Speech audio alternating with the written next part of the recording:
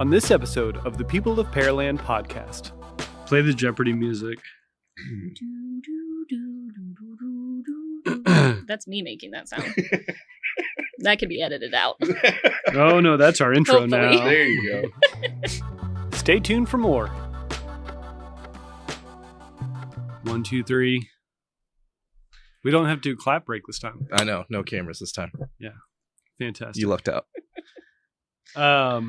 So welcome to the next episode. Dun, dun, dun. Dr. Dre, next episode? Never mind. Sorry. Let's try that again. Welcome to the next episode of the People of Pearland podcast. Today we are talking with Erin Coleman, Erin Coleman. Yeah, that's right. From the Records Division of our Pearland Police Department. Welcome to the show, Erin. Thank you for inviting me. You're very welcome. So this is a series that we put together to talk to the people that run Pearland, that keep the community going. 800 plus, 850-ish employees. And so we just want to sit down and learn more about you. And what you do here. Yeah. So let's start there. What do you do what for do you the do city for of the Pearland? city? So the records unit at the police department, we get all of the reports that the officers write on a day-to-day basis. And if they become incident reports, which means they're elevated to the level of a crime or something of that nature, then we review them. We have to read through them all to check for spelling, grammar. If it's a theft, if they list property, we have to make sure that that's going into the proper property screen to be logged correctly, because all of the reports go to the DA's office, which is what my team does, is sends them to the DA for prosecution. And also we have to report them to the state and to the FBI for their database on crime. Jeez. Yeah. No pressure. So, Yeah, no, that's intense. that's a monthly audit that we do. We just make sure that everything is in order. We review pretty much all of the reports that came in over the month one last time, and then we submit it to those agencies. That's fantastic. So, and we can cut post, but I'm just curious, what's the number of like how many y'all are processing? I'm going to say monthly. Monthly, it's usually somewhere between 1,000 and Oh 2,000 my gosh. cases. Wild. How big is your team? We have 6 records clerks. One is half-time does our Cry Wolf program, which is the city's false alarm monitoring. It's for whenever you have the officers respond and you don't have a reason for the alarm, no suspicious activity or anything like that. And then I have another employee in my team that is the custodian of records for the PD. She handles all of the subpoenas that come in for records and all of the public information requests for the PD. And then I have 2 lovely receptionists who are the most likely who you'll see if you come down to the PD. Right. So the ones facing the glass in the lobby area. Yep. And so you mentioned public information requests. I can imagine you get quite a few of those. Yeah, Pretty it can vary. Usually we get maybe 2 or 3 a day, but sometimes we have slower times and we can have 1 or 2 a week. Wow. Yeah, we get like 1 every 6 months. Right. or something like that. I mean, but I guess the stuff we do isn't, it's all public and, right. It's not that interesting. Right. So high visibility isn't a bad thing sometimes. That's true. It's true. So how'd you get into this job? How long have you been with the city? Since 2018. Okay. I started working in almost 2018. Yep. I'll be 5 years in April, I think. Yep. Started at the PD or? Started at the PD. Okay. Started in records as a clerk and then moved up to records supervisor and then records manager. And what did you do before working for the city? College. Okay. College. I came back from University of San Antonio. Yep. And this was my first out of university job. And I thought it was going to be a temporary thing. I was just going to be in that entry records clerk position until I found a job in my degree plan, which was geology. But I really, really enjoy the city, so I decided to stay. So you studied rocks, Yes. right? I love them. You do? Yeah. Really? Yeah. What's your favorite rock? Oh, Tough favorite questions. rock. I really like serpentine. It comes in really cool colors. Mineral wise, there's a mineral called colemanite, so I got to go with it because it's got my last name. Yeah, there you What go. about, okay, you don't like dolomite? I like dolomite well enough, but not as much as colemanite. Dolomite's a really hard mineral, right? It's like, is that true? Welcome to the Rock Podcast, everyone. I only know about dolomite because of Futurama. I don't know if you know that show, but I was actually surprised that you didn't say this rocks at some point. I was waiting for you to say that. I'm sorry, my dad joke batteries are really low today. He's got some time. Oh, yeah. He's got some time. Let's not Don't- take it for don't worry granted. about He might that. get to it later. For That's right. granted? Yeah, get it? Oh, man. Goodness. All right. Good night, everybody. Yeah, that's it. We don't need to talk about anything else. So you got a degree in geology. Did you intend to be Indiana Jones or that was archaeology, I guess? He was archaeology. I would love to be Indiana Jones. But you'd rather real work at cool. the city. Right now, yeah. Yeah. I'd rather work at the city. Whenever I got the job, I just really enjoyed the people I worked with and the opportunities that the city provided me. It's challenging work and it's changing, and so yeah, I enjoy working here. So Well, we enjoy having you here. Are you from Pearland originally? It's gonna I be am my from next Alvin. question. Alvin. Okay, Yeah, gotcha. From Alvin, right Gotcha. down the road. Pearland So adjacent. Yep. Yep. Not to get too personal, but you still live in the area? You're still Yes. Yeah. Mhm. cool. I still live still in Alvin. We have 3 acres out there Oh, that that's we live. awesome. Yeah. Quite a few of our employees live out in that area. I can think of several that I know that are kind of sprinkled throughout the area. Yep. I think it's because at one point there was really cheap acreage out there because we weren't as developed as Pearland, so you Yeah. could get a lot of acreage to build on. So you live on 3 acres. Do you have farm animals or vegetable gardens or just rocks Yeah. or I was waiting. We have caliche pit? we have had pigs, rabbits, horses, cows, Wow. a 300 square foot garden at one point. We don't have any of that now. It was a fun experiment for Is that this garden. where you grew up, or is this? Yeah. So I grew up on 5 acres, and same sort of deal. Okay, flex. No. It was that. It was the same experience. We had a pony who Yep. was mean. My pony was mean too. It would only bite and kick me. Oh, okay. So my pony would bite and kick everybody else. Oh my One time he tried to kick me. He kicked my babysitter in the chest. Oh my God. Which I don't know why she was letting me stand so close to a pony. But his name was Joe. He was my sister's Oh. pony, actually. But we had chickens, also mean. Cows, also mean. And we had rabbits for a very short period of time. We had rabbits for a little while as well. They didn't Fascinating. last very long. And See? my pony was named Brownie, and he would not kick anybody. My for you. mom before she started animal control work back in the 90s, she ran a home daycare. And so one day we were playing in the pasture, and all of the other kids walked behind the pony, but I didn't because I knew that pony was mean to me. And one of the kids got exasperated, came and grabbed me and was like, "He's not going to do anything," and dragged me behind him, and he kicked me. Wow. He Kicked me. waited He for that waited. moment. Wow. What did you do to that poor pony? Nothing. I just, if I did it, I was too young to remember it. I'd admit to it. So, can we talk about your mom? Absolutely. So she worked here too. Yep. And how long did she work here? Do you know that? I know for sure she made 15 years. I think Mm. she was pretty close to 20 whenever she passed. Wow. Yeah. She, what's it like? I mean, you work literally right next door to the building that has her namesake on it. That has to be really powerful, I would think. Yeah, it's very surreal. Whenever she was ill, she instilled a gallows humor in me. So we would joke about Mom, if you don't get better, they're going to name that shelter after you, the new shelter after you. And look at that. It happened.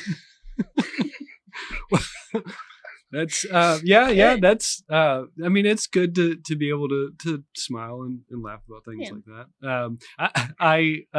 I mean, it's certainly well deserved, right?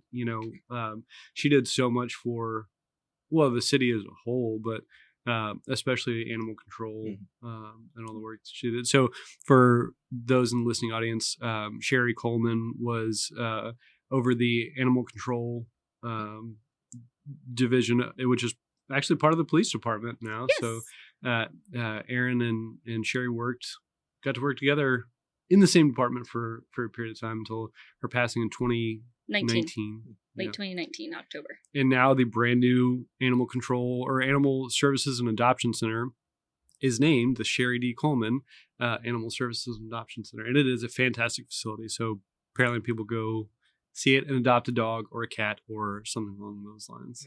Yep, they had a ferret there last week. Wow. Neat. Or about 2 weeks ago. Man. Also a mean animal. I don't know if you know this. What do they call them? They call them Ferrets? No, yeah. No. We have a friend that has ferrets, and they're like slinky kitties or something like slinky that. Cats. Slinky cats. Yeah, because they're all bendy and weird. That's a weird animal. They're fun to look at, but I don't trust them. They have those sketchy eyes. I never had a problem with ferrets. Hamsters, though. Mm. Yeah. Hamsters were real mean. Every single one I touched. Just mean little creatures. The last hamster I picked up, I got bit by. It was for a show called Animal Crime Division. Wait, you were acting for this show? I was the director. I have heard the story. Yes, that's right. And the hamsters got stolen. I think that was the plot. They got stolen. But we used live hamsters. And I thought you were talking about in real life. Like whenever you hear about actors stealing props. Oh, no. The show, the plot for the show, I think, was that the hamsters got stolen, if I remember correctly. It was a long day. So, anyways, more about Erin. So, outside of work, what do you do? What's your... I play D&D, Pathfinder... all sorts of board games. I'd love to play video games, but I don't have internet where I live. It's impossible. Wow. That sounds kind of nice, actually. It's not so bad. Yeah. It's not so bad, except I'm always behind on what's streaming. COVID, entire world watched Tiger King. Still haven't seen it. Oh, man. You know what? I haven't either. Still haven't seen it. So we're in the same boat. Yep. You're in good company. We canceled our next Netflix subscription and we just never went back to it. And so, still alive, still here, still making it. Just make up my own shows in my head, like Animal Crime Division. That's fun. Your favorite board game? Ooh. I really like. It's kind of geeky, I guess. I really like this game called Ticket to Ride. You build trains across. Very familiar. Yeah. Continent. Very competitive in our family. My wife and I probably don't play that game all that well. Spoons is the game for me that I don't play very well. I'm very competitive in Spoons. You don't want to play it with me. I get real mean. Our favorite, I think, is Catan, Settlers of Catan. And we've legitimately sent other people home in fights. Oh, yeah. That can happen. It happens like every single time. Yeah. It's so entertaining. That's one that we do that we can play relatively well. So like D&D, do you have like people you get with every week and y'all do the whole thing, or who's your dungeon master? Yeah. Is that what they're called? Yeah. In D&D, they're DMs. I was a DM for one game. That group met about twice and then broke up. Ooh. Just chemistry wasn't there. It's really hard to schedule. It's a commitment. Yeah. So that group fell apart. The game that I was a player in that fell apart. Married couple could never meet on the same days and stuff like that. And then I get a lot better meetups with Pathfinder. I'm playing with a couple of people from the city and some non-city friends, and we meet every Tuesday. What is Pathfinder? What's that? It's similar to D&D. It's just a different company that makes it. It's from Paizo, and it has a lot of great stuff to it. It's D&D changes their rules, and they've changed things over the years. I think we're on 5e or 5.5e right now, maybe 6e. I played 5e last, so I haven't kept up with it in the past year and a half or so because I've been playing Pathfinder. Pathfinder's usually compared to 3 or 3.5e of Dungeons and Dragons, and because it's a different game, Dungeons and Dragons actually has Dungeon Master trademarked. So any other game that's like that, you are a game master or GM. Okay. General manager. There you go. Yeah, right. General manager of Pathfinder. That is fascinating. I always like the idea of it. It always feels very overwhelming. Yeah, I would love to get into that. I just don't. I'd be that person that could never commit. That would be me. But it feels like, I mean, there's a lot of creativity, right? Yes. A lot of it is using your imagination, but now they have a lot of tools to visualize it in, especially with like 3D printing and things like that. 3D printing. I've made models for campaigns in the past. So cool. Little towns out of craft foam and stuff. And then it's a very interactive experience. It can be. There's groups that just all they have is a table and their dice and their imagination. And then there's groups that now you can get a whole table that has a screen in it and throw up your maps on the screen and make all your models, put them on where your map is and stuff. It's just what's your commitment level. That is fascinating. That's cool. And again, overwhelming for me. I know. But I see like current video games. I'm like, I can't do this. It's too much. I'm just getting to that age where I'm a crotchety old man now. Like in video games, I mostly just play like Stardew Valley and stuff like that. I'm just on a farm. Yeah. Could be doing it out in my yard, but no. I don't blame you. Like, and I make fun of my kids for like watching other people play. They're playing Minecraft, watching people playing Minecraft, and talking to their friends who are playing Minecraft, but not with them. And I'm like, I can't focus on any one thing right now. And so, I mean, to each his own. Yeah. I'll sit with my kids while they're playing video games, and I just get angry because they're doing it wrong, and I'm like, and I know it should be. It's not like that. Like, there's no right way to play video games, but there is. So obviously you're a creative person. You think that shows up in your work life? You think it applies to the job that you do? Because that's a tricky job that y'all have to do there. I would like to say that it does. I focused on, whenever I first got the promotion to manager, I focused on what are some of the tasks that we do daily that can be updated and changed, and how can we find these quick solutions to it. And I think that's influenced heavily by video games, or can be heavily influenced by video games and board games, RPGs, and things like that, because sometimes that's what you're doing. You're sitting at a table with creative problem solving. Everything can be applied to situations if you try hard enough. I would agree with that for sure.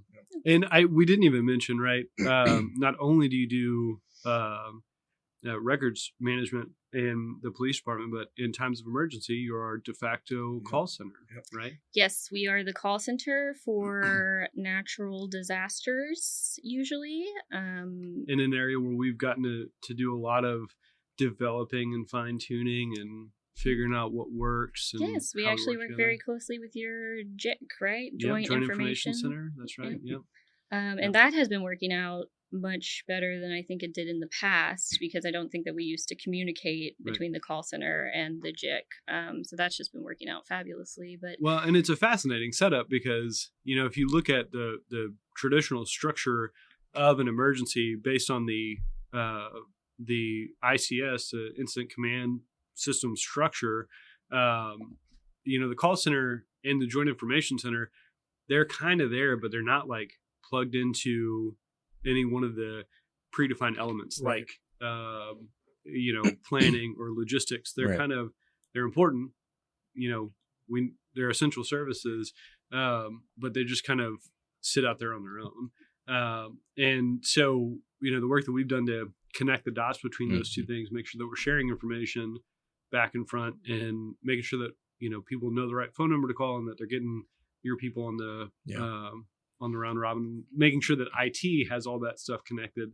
I think has been really good work. But you had a big hand in making that all a reality. Thank you. It's been a really collaborative effort with you and Yvette of Public Works, because now we have Public Works helping out with the call center. We have Parks and Rec. Randy over there has taken on the second leader, the night shift leader. Yep. Because there's because we run the call center 24 hours a day. Right. Yep. Well, we run the whole 24/7. emergency operations center 24/7. Mm-hmm. My mind specifically goes to the winter freeze when I was just thinking about all that the too. calls were coming in, and we hadn't come in yet to the the PSB, and so Public Safety Building. That's right. Yeah, no acronyms because and I remember like setting up our laptops like to get the calls as well because there was so much happening. We were just trying to support everybody as much as we could at that time. That was crazy. Yeah, that activation was something else. Yeah. I think we learned probably more from that one experience than we did any of the other ones. Mm-hmm. Yes, a big help on that one was Haley Jones she's now in dispatch. She was in my team.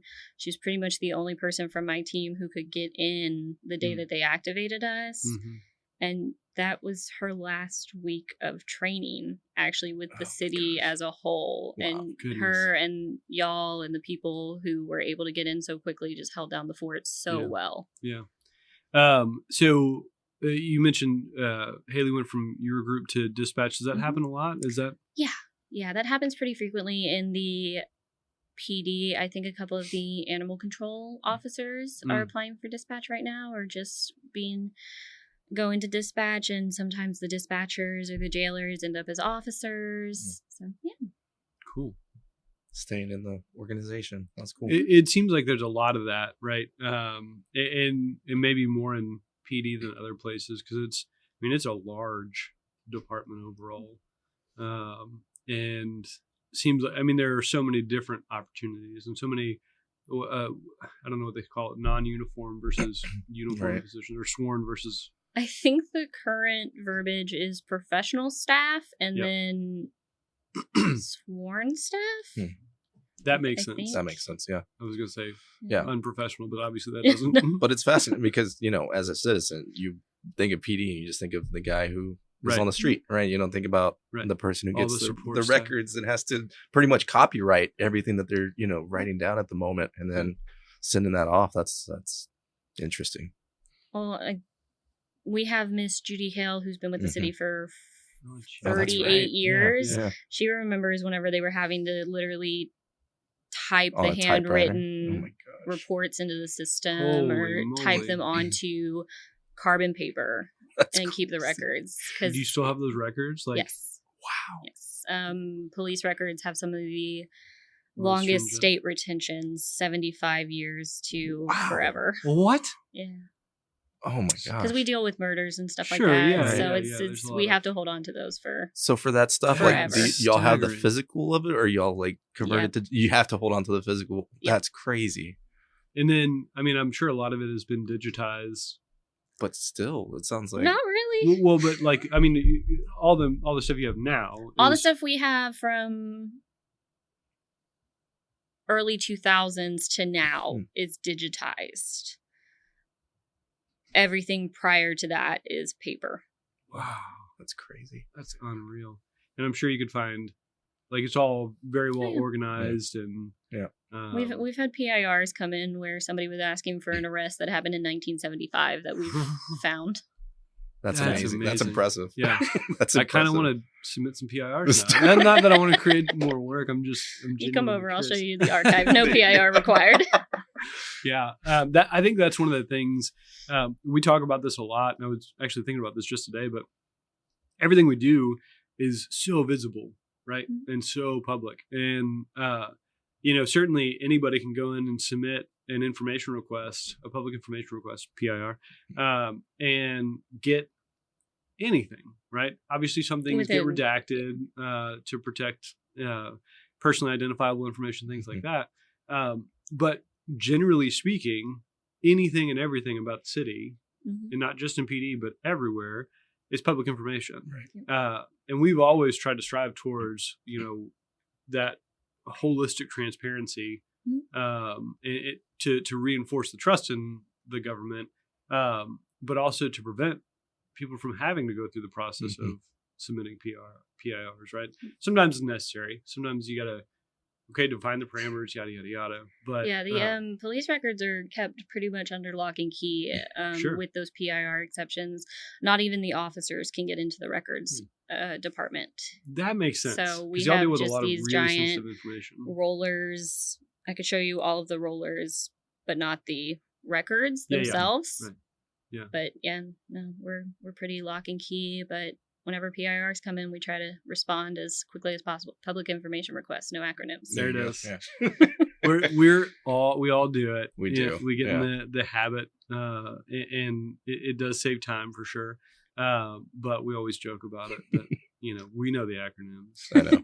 Yeah. It means nothing to some. No. Yeah. Right. And I don't know why, but like government, generally speaking. Oh yeah. They love acronyms. I think that should be part of like new hire training. It's just I think you get this list now, of acronyms. Actually. I think that's the thing that because I spent probably a good half a year catching up with y'all over here. Yeah. So I completely lost my train of thought. Wow, way to go. Sorry. Quick, make a rock joke. Yeah. So what's your favorite sedentary rock? I don't know.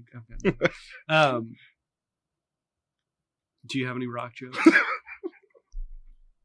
Off the top of my head, no. Seriously? It happened. Sorry, I put you on the spot. I know. See? It happens. It's contagious. I'm blank. I'm thinking about acronyms. So no, I am curious, and I always like to wrap these up this way. But so you go to school for geology, and now you're the keeper of the records for the entire police department for the city. But why do you do what you do? Like, what's your motivation? I guess my motivation for the records department and the police department in the city of Pearland is that what I do matters, and I can see how it matters. If we're not making sure that those cases are all correct, all the information in them is accurate, and following up with an officer if we have questions or anything like that, because it's still the officers that write the reports. We're checking them for errors and things of that nature, but it's still the officer that would have to make any potential additional supplements or anything like that. And then we send it to the DA. If we didn't do those checks for those records, our information would be wrong for the DA, which could end in convictions being thrown out or charges being thrown out of court. Or if we're not doing it as efficiently as possible, then somebody who's waiting for a trial could be waiting for forever until we get those cases down there. So what we do matters, and on a bigger scale, just working in the city, doing the natural disasters, working on the different committees within the city, it all just, you can see the effect that you have, and that makes me feel very good about my position. And it makes me feel good about the choices I'm making in my career because I can see that I am helping people. Yeah. Yeah. I think, that's very thoughtful. And it seems like, a lot of, it's easy for us to get bogged down in the grind of the day-to-day. We've got to get these things done. We have these, priorities and so forth and so on. And so the first thing that goes is that sort of motivation, the overarching esoteric, feeling, and then the impact that we have on others, right, in the organization as a whole. And I had a second thought to that and left me again. This is not my day. And rocks. And rocks are cool.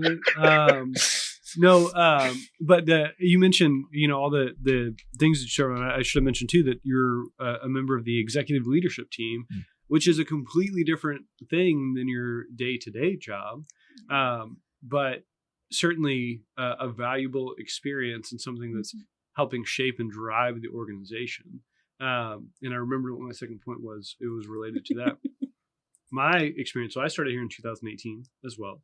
So we probably weren't too far from each other. But everything I'd done professionally before that was in the private sector. And this is my first public sector job. And one of the reasons that I was interested in this and wanted to pursue this as much as I did was my wife has always worked in public sector, same amount of time that I've worked in private sector. And at the end of the day, in the private sector, I was helping people with a lot of money make more money, right? Which isn't necessarily a bad thing in and of itself. And I got to do some interesting stuff. But she was making, policy influential decisions and things like that. She was, providing reports to Congress and, making real change, right? And so this Pearland for me, for a community that raised me, right, gave me that opportunity to leave my own imprint on it. And it seems like a lot of us feel that way. Yeah. Right. Like doing something that, like she says, actually matters for the community, for the citizens, everyone here. Every position is intentional and purposeful, right? And everybody, helps the organization move and grow and evolve. Yeah, and we all remind each other, like, we're doing this for the citizens. We're doing this for a purpose. And I think it kind of bonds us together. And it's what makes all of us employees enthusiastic to continue coming to work and continue to help. Yep. Yeah, I think that's the thing to remember, especially like day 5 of a ice storm, right? Or, after a hard day there's a reason we do this, and there's a reason we chose to do this. Anything else we should know about Erin Coleman before we wrap this up? I really wanted to end on a cool rock joke, and I've been thinking about it in the back of my mind, and I just can't think of one. Seriously? All right, we can pause. So sad. We'll edit one in. There you go. I'm cheating. I'm going to Google. Hang on. Just play the Jeopardy music. That's me making that sound. That could be edited out. Oh, no, that's our intro Hopefully. now. There you go. Okay. Let's see. Oh, no. I hope it's epic. I can't do that one. EPOCH. That's a rock joke for you. It's a measure of time. The scale. The geologic time scale. There Didn't you go. know that. There you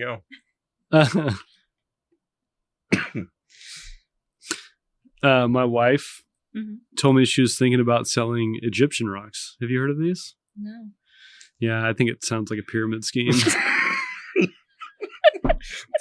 That's a good one. Not really rock related. Well, the pyramids are made out of rock. Why was the geologist sad? So many reasons. Because his marriage was on the rocks. Good. What? You'll like this one.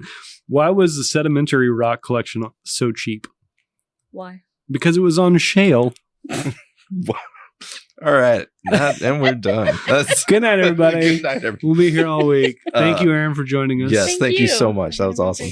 We'll see you around the records department. Next time we have a natural disaster. Hopefully not anytime soon. Hopefully not anytime soon. All right. Knock on wood. We'll see y'all next time. Thanks.